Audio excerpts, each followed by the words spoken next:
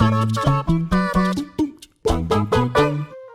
everyone, it is me, a very snorky Ash, here to capitalise on video games that mock you for managing to finish. Interesting that they put me on this one, eh? Shout out to my lovers. Yes, I regret that joke. I wrote it down and I regret it, but we're going to power through. As all we gamers know from that special type of hand cramp that comes from button mashing yourself into a 2-hour stupor, gaming can all too often be an exercise in pain. Developers love to crank up the difficulty to absurd degrees, putting players through the ringer either by throwing in ridiculous challenges or just straight up messing with players' heads. Getting to the end of a game is a catharsis like no other, or at least you think it is until nasty devs throw in one last sucker punch to rob us of that sweet, sweet victory. And no matter how ingenious these rug pulls may have been, there is no denying they left players feeling a bit empty and investing their precious life force into a game that outright mocked them for getting attached. That's what you get for caring, I guess. Shout out to my lovers once again. I am the gloater Ash from WhatCulture Gaming, and these are 9 video games that mocked you for winning. 9. The Last of Us. In the feels bad man stakes, there aren't many games that can rival the haunting, morally contentious, and much debated ending of Naughty Dog's incredible The Last of Us. The game, of course, casts players as Joel, a smuggler attempting to transport a teenage girl, Ellie, across the post-apocalyptic, parasite-infested United States. As it turns out, Ellie is immune to the infection, and the Fireflies are planning to remove a portion of Ellie's brain in the hope of synthesizing a cure. But Joel, unable to face the prospect of losing a surrogate daughter figure after his own daughter's death, decides to rescue Ellie, shooting his way out of the hospital at the end of the game with Ellie in tow.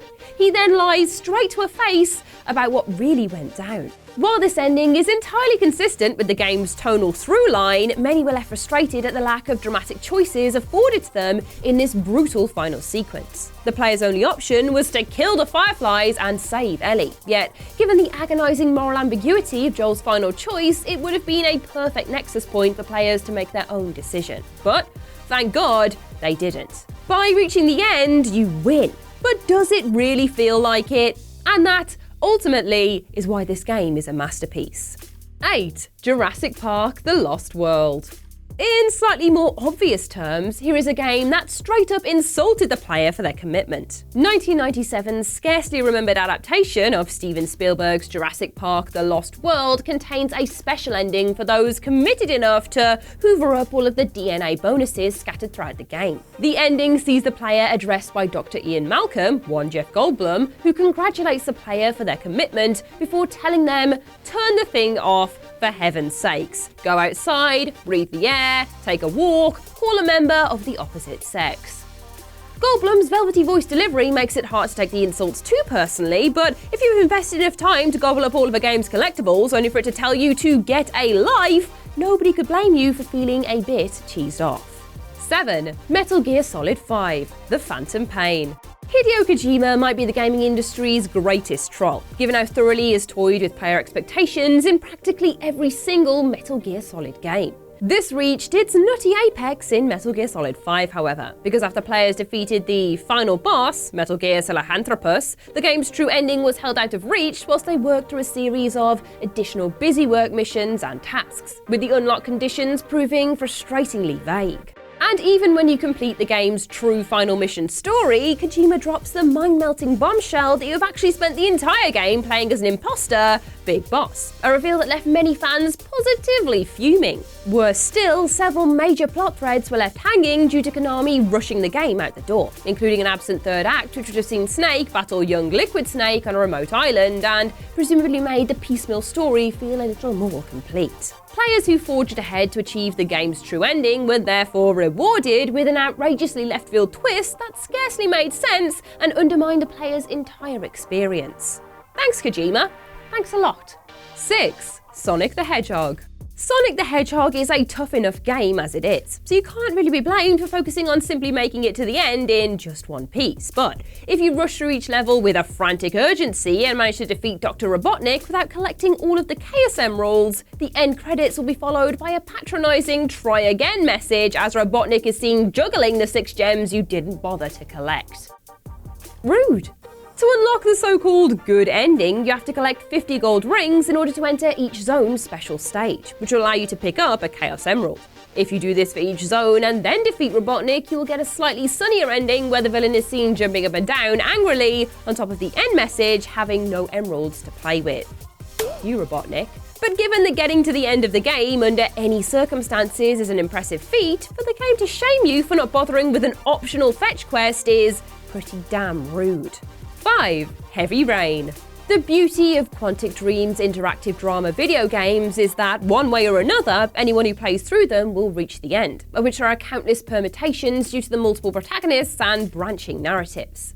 Heavy Rain, which revolves around the hunt for the murderer known as the Origami Killer, pulled an especially cheeky fast one on players, however, by having them unknowingly spend most of the game playing as the actual murderer himself, private investigator Scott Shelby. In a top-notch troll, most of the investigating the player carries out as Shelby actually turns out to be him covering his own tracks. And if that is not enough of a you to the player, it is entirely possible to end the game with 3 other players dead whilst Shelby gets away scot-free. Beating a Quantic Dream game doesn't require a conventional win in a narrative sense. Yet regardless of how your story wrapped up, you spent hours of the game blissfully unaware that you were doing the bidding of a cold-blooded murderer. Ah, how art imitates life. 4. Spec Ops: The Line.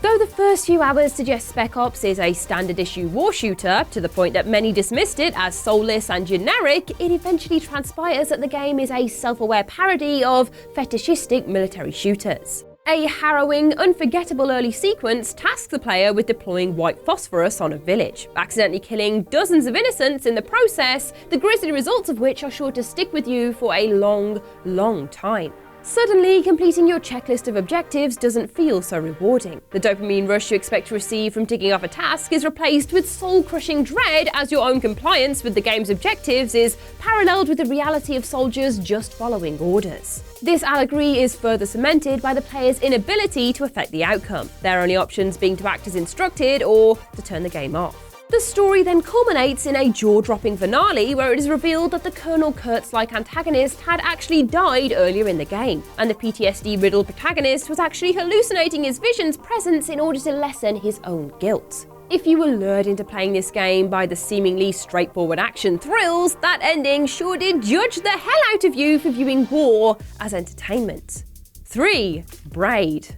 Jonathan Blow's terrifically charming platformer Braid casts the player as Tim, a man who spends the game attempting to rescue a princess from a grotesque monster. It's a classic, tried and tested video game formula after all, right? Except the devastating final level reveals that the princess has actually been fleeing from Tim the entire time, him being the monster she was attempting to escape, whilst what Tim thought was the monster was actually a gallant knight who ultimately rescues her. Though Blow keeps the specifics of the narrative brilliantly ambiguous to flip the script at the last minute and admonish the player for unknowingly being a huge creeper, sure is something else. It is the perfect artistic rendition of the saying, every villain is a hero of his own story.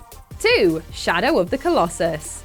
In this lovely little title, Wonder is tasked with cutting down 16 gigantic mythic creatures known as Colossi in order to resurrect his love, Mono.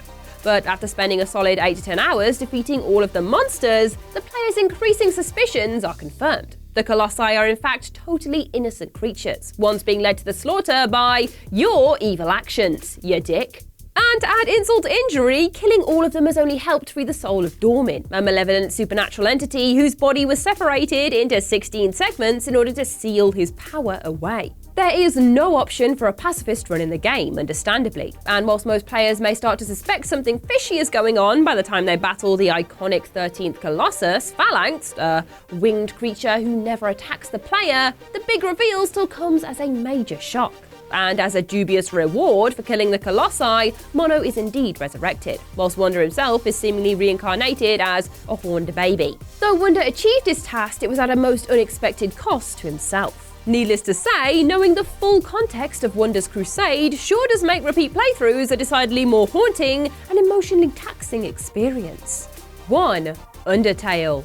Toby Fox's brilliantly postmodern Undertale is a deliciously clever deconstruction of the RPG genre, and players who take a traditional, combative approach to the game's short campaign will be left slack-jawed when it is revealed that passivity was very much the intended way to play. The end of Undertale reveals that EXP actually stands for execution points, whilst LV, initially believed to be love, actually means level of violence. Progressing these attributes will lead to the game's bad ending, where the player is outed as the true antagonist of the story, and every villain you killed throughout the game was simply trying to stop your rampage. Even if you decide to spare some of your enemies, you'll be admonished for killing all of the others, whilst being reminded that they had friends and families who will miss them.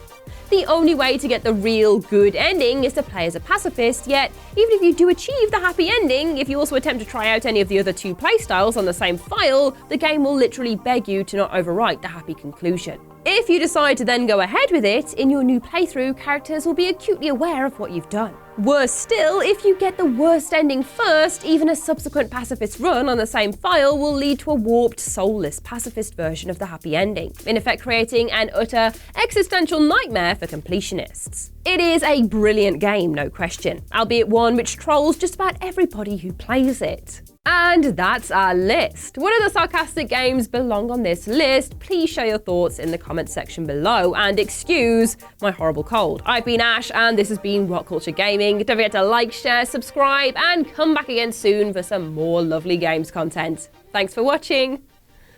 Oh God, I need a lemon sip.